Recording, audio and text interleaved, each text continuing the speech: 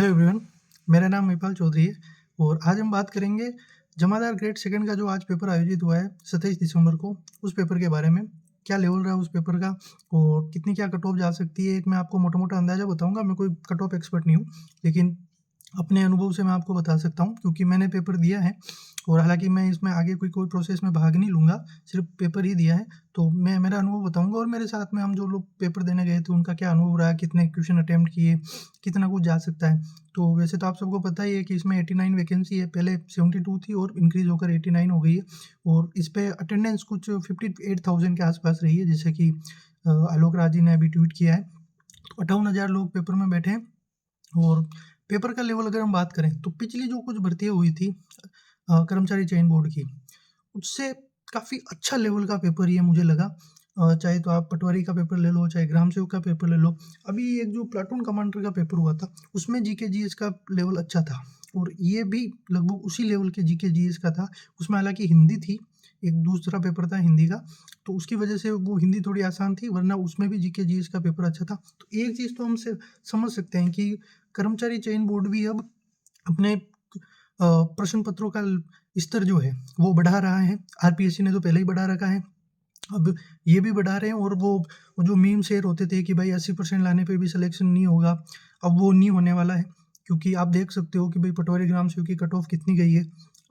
अब उतना नहीं होने वाला, तो आगे जो भी कर्मचारी चयन बोर्ड के पेपर देंगे, वो आप सँभल जाओ और थोड़ा-सा तैयारी का स्तर बढ़ाना पड़ेगा, चाहे तो अब थर्ड ग्रेड रीट का पेपर होगा, उसमें भी देखना पड़ेगा। तो हम वापस आते हैं जमादार की पेपर के एनालिसिस के बारे में।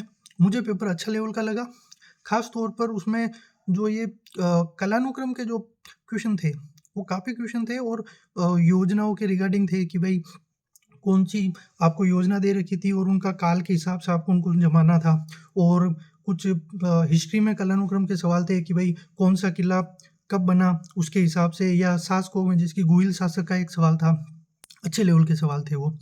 बीच-बीच में ईज़ी भी आ रहे थे और साइंस जो थी, वो साइंस भी अच्छे लेवल की पूछी गई थी इसमें।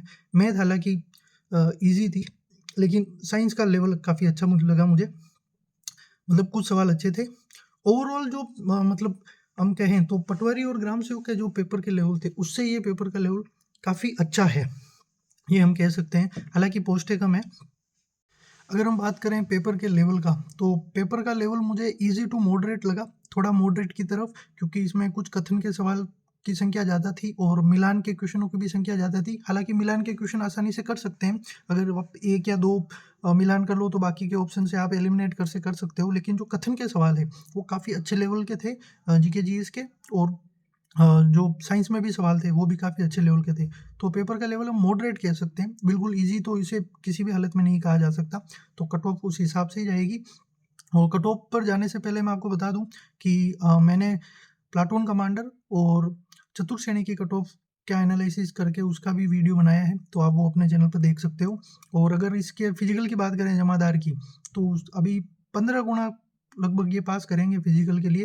हालाँकि मैंने नोटिफ़िकेशन रीड किया, उसमें एग्ज़ैक्ट 15 गुना कहीं नहीं लिखा, लेकिन जिस हिसाब से पोस्टें हैं और जो जनरली ट्रेंड है, उसमें 15 गुना पास करेंगे। तो इसका 15 15 गुना कुछ 1300-1400 होंगे, वो पास करेंगे इसमें। और फिर जो उसमें बॉयज़ हैं, उनके लिए 10 किलोमीटर की दौड़ है 60 मिनट में, और गर्ल्स के लिए 5 किलोमीटर की दौड़ है। तो उसके लिए भी आप तैयार रहना। और सेब स्कोर की बात करें, तो मैं पहले बता देता हूँ, मैं कोई कट ऑफ एक्सपर्ट नहीं हूँ। मैंने जितने अपने लाइफ़ में पेपर दिए हैं, उस हिसाब से मैं आपको एक मोटा-मोटा अंदाज़ा बता सकता हूँ कि इस हिसाब से कट ऑफ रह सकती है। तो अगर सबसे पहले हम बात करें, ये कट ऑफ 15 गुना की बता रहा हूँ मैं, फाइनल सिलेक्शन की नहीं बता रहा। 15 गुना की कट ऑफ बता रहा हूँ जो फिजिकल के लिए लिस्ट निकलेगी उसकी। तो अगर हम जनरल और ओबीसी की बात करें, जनरल और ओबीसी के लिए मेरे हिसाब से अगर आपके नंबर 82 से 86, 82 से 86 के बीच में अगर आपके नंबर आ रहे हैं, तो आप काफ़ी हद तक, मुझे लगता है, फिजिकल कॉल के लिए सेफ हो। अब अब आप बोल रहे होंगे कि भई पेपर का लेवल आप टफ बता मॉडरेट बता रहे हो, लेकिन कट ऑफ इतनी ज़्यादा क्योंकि नंबर ऑफ पोस्ट काफ़ी कम है उस हिसाब से। और अगर हम बात करें ईडब्ल्यूएस, ईडब्ल्यूएस और एमबीसी की कट ऑफ में ज़्यादा फ़र्क नहीं रहता। तो इन दोनों की कट ऑफ का मैं आपको अंदाज़ा बताऊँ तो लगभग 80 से 83 के बीच इनकी कट ऑफ रहनी चाहिए। और एससी की कट ऑफ 79 से 71 या 79 से 81 या 82 के आसपास, और एसटी की कट ऑफ 76 से 78 के आसपास होनी चाहिए। और गर्ल्स की बात करूं तो जितनी मैंने इन कैटेगरी की कट ऑफ बताई है, उनसे आप 2 नंबर गर्ल्स के लिए कम कर सकते हो, इतनी ही कम जाएगी, इससे ज़्यादा नहीं जाने वाली। दोस्तों, अगर आपको वीडियो अच्छा लगा है तो वीडियो को ज़रूर लाइक करें, चैनल को सब्सक्राइब करें और वीडियो को शेयर भी करें। मैं आगे भी ऐसा कंटेंट, एकदम जेन्युइन कंटेंट बताता हूँ, जो मुझे लगता है, जो मुझे फील होता है, मैं वहीं आके बताता हूँ, कोई शोसेबाजी नहीं होती। तो अगर आपको अच्छा लगे तो प्लीज़ चैनल को लाइक करें और फॉलो करें। जय हिंद।